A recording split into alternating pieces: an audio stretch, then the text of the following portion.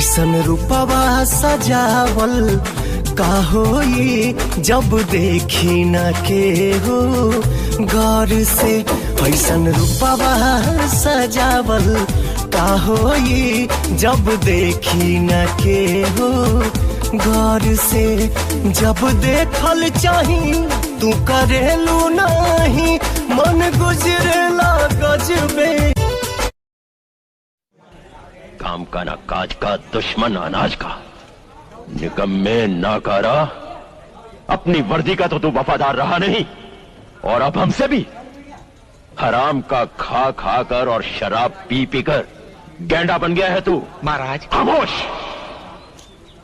महाराज के सामने बोलने की जुर्रत कभी मत करना।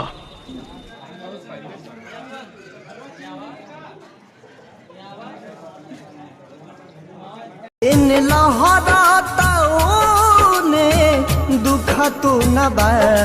इन लहराताओं ने दुखा तो न बा। प्यार का होला उनका बुझा तो न बा। प्यार का होला उनका बुझा तो न बा।